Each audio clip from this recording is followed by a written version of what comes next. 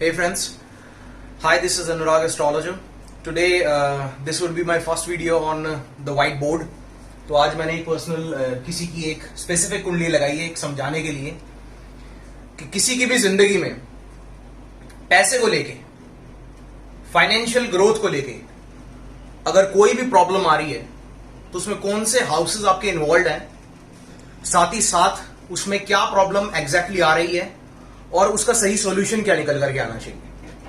So over here I am having the chart. इस chart के अंदर आप देख सकते हैं दिस इज लिब्रा लगन, तुला लगन का ये चार्ट है। और इस चार्ट के अंदर जो लग्नेश है वो शुक्र उसका प्रतिनिधित्व कर रहे हैं। शुक्र लगन का प्रतिनिधित्व कर रहे हैं, यानी शरीर जो है वो शुक्र ने बनाया। सेकंड हाउस जो आपका बैंक बैलेंस का है जिसको रूल कर रहा मंगल, और साथ ही साथ आपका हस्बैंड का जो हाउस है उसको रूल कर रहा Mangal. Prominently I talk about the financial aspects and only regarding money. So जब हम पैसे की बात करेंगे तो मनी को लेकर के जो बेसिक प्लैनेट्स होते हैं, जो आप किसी की भी कुंडली में अगर देखेंगे, किसी की भी कुंडली में, अपने चार्ट में, किसी के भी चार्ट में अगर आप देखते हैं तो पैसे को लेके वही प्लैनेट है। पैसे को वही सिग्निफाई कर रहे हैं। तो पहला प्लेनेट कौन होगा? बेसिक जो सबसे नंबर 1 बोलेंगे उसको हम मून बोलते हैं। जो चंद्रमा होगा आपका, मून जो होगा आपका, वो हर कुंडली में पैसे को सिग्निफाई करता है कि आपके पास पैसा कितना होगा। देन क्रिटिकली एनालाइज करने पे डिग्रीज के हिसाब से कितनी क्या हिसाब पड़ रहा है पैसे का, वो एक स्वॉट एनालिसिस होता है। लेकिन चंद्रमा एक पैसे को बताता है कि भाई इंसान की जिंदगी में पैसा कितना रहेगा, आएगा या नहीं आएगा, आएगा तो कितना टिकेगा और उसको यूज कितना कर पाएंगे। It also signifies your current balance because it is liquid cash. चंद्रमा लिक्विड कैश मतलब हाथ में जो नोट रहते हैं, गिड्डी रहती है, इधर से उधर जो फ्लो करता है पैसा, उसको चंद्रमा बोलते हैं। ये पहला हो गया। दूसरा होता है आपका लक्ष्मी जो वीनस है। कुछ परसेंटेज वीनस को दी गई जो कि पैसे को निर्धारित करता है, जो पैसे को बताता है कितना होगा आपके पास, और उसी पैसे का एक्सपेंशन यानी बहुत ही बल्क में हो, वो पैसा ज्यादा हो, अबंडेंस में हो। जैसे हम मुकेश अंबानी की बात करते हैं, अबंडेंस में, अबंडेंस का नाम आता है तो तीसरा नंबर यहां पर जुपिटर का बहुत ही ज्यादा जरूरी है। 3 और जो लास्ट प्लेनेट है जो बिल्कुल रूट होता है धन का, साथ साथ उसको बुद्धि से भी जोड़ा गया, साथ साथ उसको चेंज से भी जोड़ा गया, साथ साथ जितने टीचर्स होते हैं उनसे जोड़ा गया, वो प्लैनेट आपका बुध हो जाता है, जिसको हम मरकरी बोलेंगे। अब ये 4 प्लैनेट्स बहुत ही प्रोमिनेंटली रोल प्ले करते हैं पैसे को लेके। किसी की जिंदगी में कितना पैसा है, अगर रुकावट आ रही है तो क्यों आ रही है, वो हर्डल को हम, या जो भी ब्लॉकेज आ रही है, जो भी एक बॉन्डेज आ रही है, सॉरी बॉन्डेज नहीं बोलूंगा, एक हर्डल आ रही है, वो उसको हम कैसे हटाएंगे। बॉन्डेज भी बोल सकते हैं, कोई बंधन आ जाता है ऐसा जिसकी वजह से पैसों की प्रॉब्लम बन जाती है। उस चीज में अगर हम देखेंगे इनकी कुंडली के हिसाब से, तो सबसे पहले हम चंद्रमा को देखते हैं।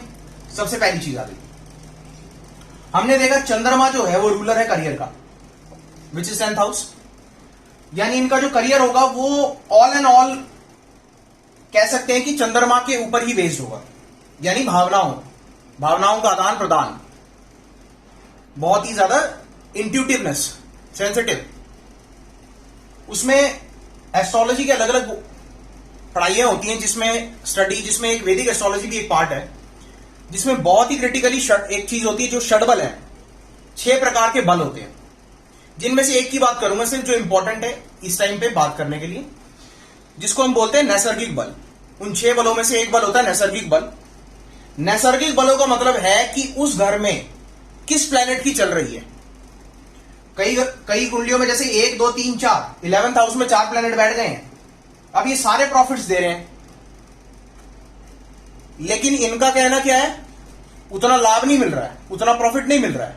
वजह नैसर्गिक बल यही है कि इस घर में चल किसकी रही है, वो देखना जरूरी है। तो नैसर्गिक बलों की बात करूंगा तो आप लोग नोट कर लीजिए। सबसे पहला बल जो होगा नैसर्गिक बलों में, सबसे पहला बल सूर्य का है जो कि सन है। सबसे पहले उसकी चलती है। दूसरे नंबर पे मून है जो कि चंद्रमा है, जो रानी है उसकी चलती है दूसरे नंबर पे। तीसरे नंबर पे वीनस है जो कि शुक्र है, तीसरे नंबर पे उसकी चलेगी। चौथे नंबर पे शुक्र के बाद गुरु की चलती है जो कि जुपिटर है। चौथे जुपिटर के बाद बुध की चलती है जो कि मरकरी है। मरकरी के बाद जो चलती है वो मंगल की चलती है जो कि मार्स है। और लास्ट जो बल आ जाता है, जो सबसे लास्ट बल जो है वो सैटर्न का है। इस तरीके से ये पावर्स हैं प्लैनेट्स की। अगर ये आपके किसी भी घर में, जैसे इस घर में बैठ गए हैं, जो हम अगर गेन्स की बात करें, द हाउस ऑफ गेन्स, तो इसमें सबसे पहले किसकी चलेगी? सूर्य की, सन की। यानी अगर गेन्स होंगे, वो डिपेंड करता है सूर्य की डिग्री कितनी है।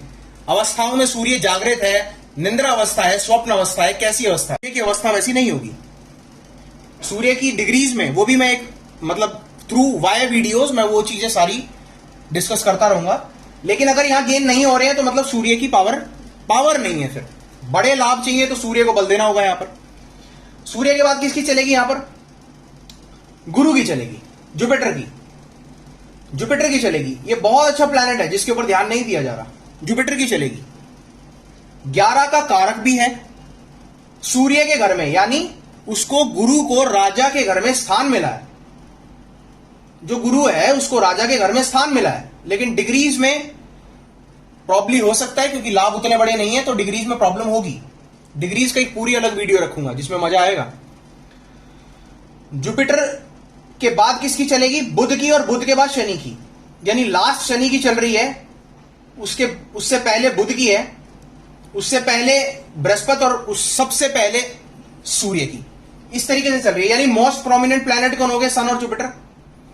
यानी सूर्य और गुरु पे सबसे पहले ध्यान देना जरूरी है अगर लाभ बढ़ाने हैं तो।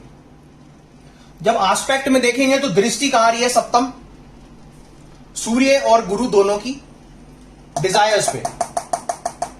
डिजायर्स यानी बड़े होंगे। डिजायर बोलेगा एक्सपैंड करूं, डिजायर बोलेगा कि दुनिया में कुछ बड़ा करूं, डिजायर बोलेगा ये है फेम।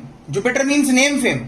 डिजायर बोलेगा फेम मिले, डिजायर बोलेगा पैसा मिले तो बहुत बल्क में मिले, ये तो डिजायर बोलेगा। लेकिन कारक क्या बोलेंगे? राशि से 12वां। जब चंद्रमा राशि से 12वां चला जाएगा तो पैसा रूठ जाएगा। जब चंद्रमा राशि से 12वां चला जाएगा तो पैसा रूठ जाएगा।